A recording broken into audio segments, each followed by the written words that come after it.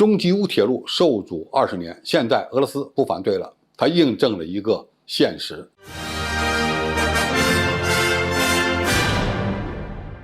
观众朋友、网友朋友，大家好，我是付天少。正在进行的俄乌冲突，俄罗斯军队目前正稳扎稳打，不断推进其第二阶段的作战任务。这场战事对俄罗斯和欧洲来讲都是严重的消耗，还对整个亚洲的地缘政策带来严重的冲击。以美国为首的西方国家对俄罗斯的能源制裁，正在将俄罗斯逼成一个更加亲亚洲的国家，而东亚国家呢，也将面临新的选择。据吉尔吉斯媒体报道，该国总统扎波罗夫近日表示，该国与中国的铁路建设将在今年完成设计，明年开工。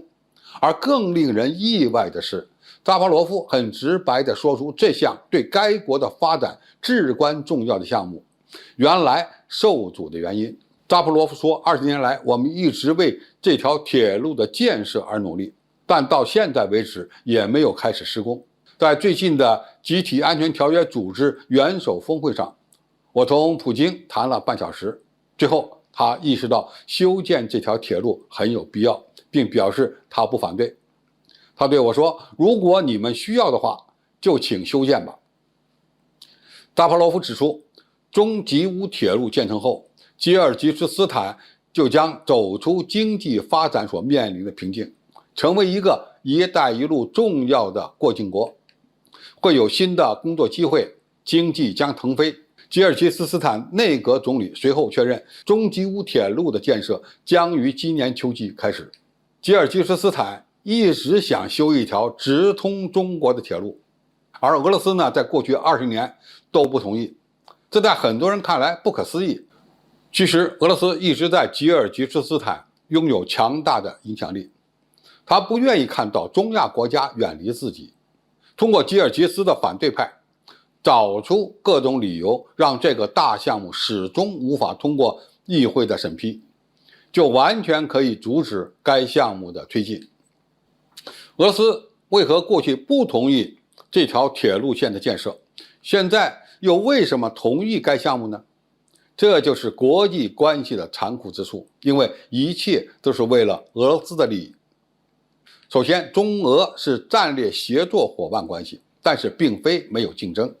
如果你看一下普京的一些高参的观点，就能发现俄罗斯对国家地位的理解。俄罗斯发展的目标是一个全球性的大国，在中亚，它是一个主宰性的存在。俄罗斯与中国是背靠背的战略协作关系，但并非同盟。从更长远的发展的角度看问题，俄罗斯并不会永远依赖中国，甚至在一些地区呢还会存在着竞争。其次，俄罗斯非常看重自己的势力范围，中亚就是这样的地方。吉尔吉斯斯坦是吉安组织的成员国，过去在经济发展上也严重的依赖俄罗斯，被看成是俄罗斯的后院。所以哪怕中国与中亚国家发展的只是更为紧密的经济合作关系，俄罗斯也会感到不舒服。最后，形势比人强，俄乌冲突让俄罗斯不得不变成一个更加亲亚洲的国家，这也将影响到中亚国家的战略选择。正是因为俄乌冲突，欧洲与俄罗斯的经济开始走向隔绝。欧盟已经同意将俄罗斯石油的进口降低2/3，禁止进口天然气的行动也在推进。在这样的情况下，俄罗斯只好把自己的经济发展的命脉，也就是能源出口，转向以中国为主的亚洲市场。如果再加上俄罗斯在战争中所遭受的严重损耗，可能也没有能力再控制中亚国家与中国走得更近了。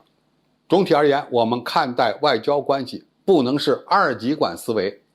俄罗斯与中国的关系是好，但是并不等于在任何领域都会配合中国，让中亚国家未来的经济发展上进一步依赖中国，而不是欧洲，这才是让俄罗斯改变态度的关键。最后，我们也恭贺中吉乌铁路能够早日建成通车，造福多国人民。